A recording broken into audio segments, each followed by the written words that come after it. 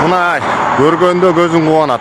Бул кылынып аткан жумуштардын чет эле. Мен Күнтууда жашайм, ошо Күнтууга бараткандагы эле айылга кире бериш жер. Мына заңгыратып могу жерден 2 машина араң баткан, таш талканы чыккан жаман жол өтчү.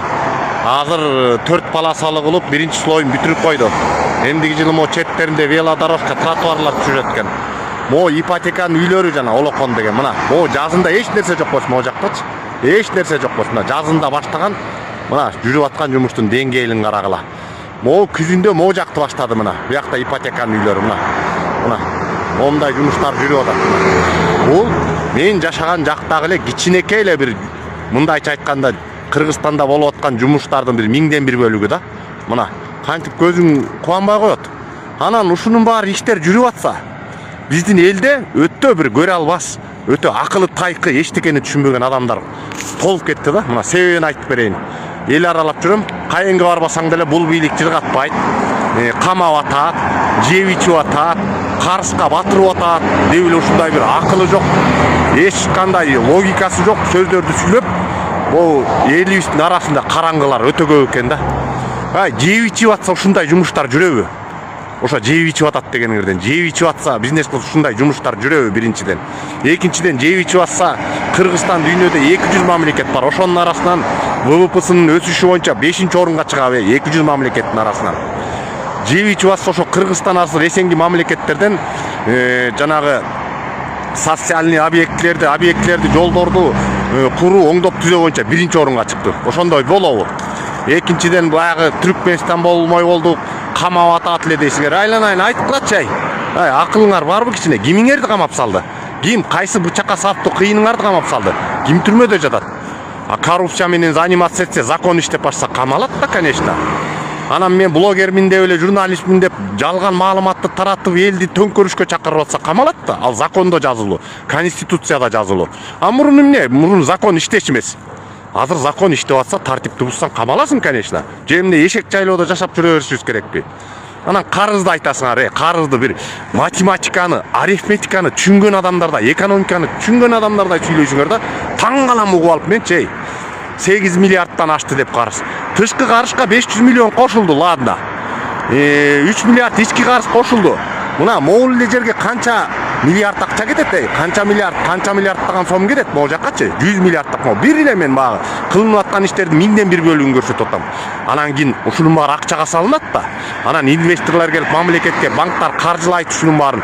Мунун баарын бюджет өз мойнуна алып, ушунча кыска убакта салып салгыдай эмне бюджетке эл карапайым элби, жалпы эл журт эмне 1000 деп, 10 миң деп, 100 миң деп акча берип койдук беле. Кыргызстан үчүн эл ойлонбойлукпу? Биз эмне кылып койдук эле депчи.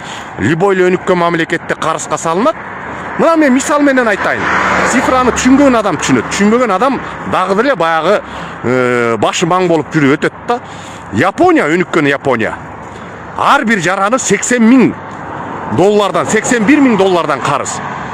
Анан кийин карызды ким төлөйт десеңер, ойлоп атасыздар ошо Япониянын элинен ар бир жаңы төрөлгөн баласынан бери 81 миң долларды давай төлөп кой деп бирөө келет деп. Билбейт эч качан төлөбөйт карызын.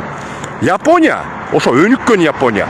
24-жылы карызы 8 триллион 800 миллион болчу. Bir жылдын ичинде 9 триллион 800 миллион долларга өстү. 1 триллион карыз алды 1 жылдын ичинде.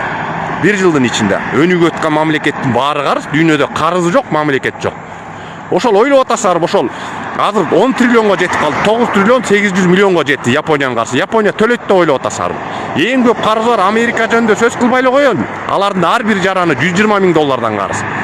Биздин элдин карызы бир адамга 1200 доллардан туш келет. Биздин карызыбыз ВВП'быздын 36% элейт. 36% ошол 8,5 миллиард доллар карыз. 36%.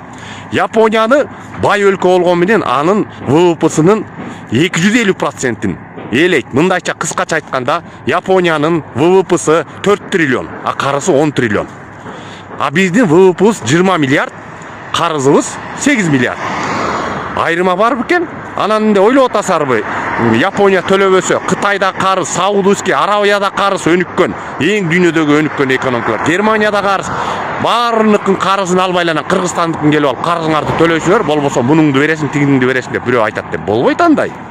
өнүгүп атсам, өнүгүп аткан мамлекеттен бар ошол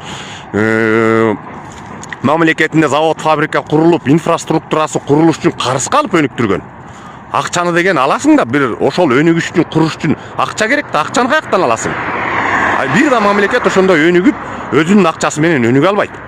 Анан аны түшүнбөй эле тиги ар нерсени айтып, карызга баттык, ким төлөйт, анан жер беребиз деп бир жөө жомогуңарды айтып эле келет асар. Мен таң калдым, бул эл негизи жомок угуп чоңойбош керек экен да, балдарыбызга жомок айтпашыбыз керек экен.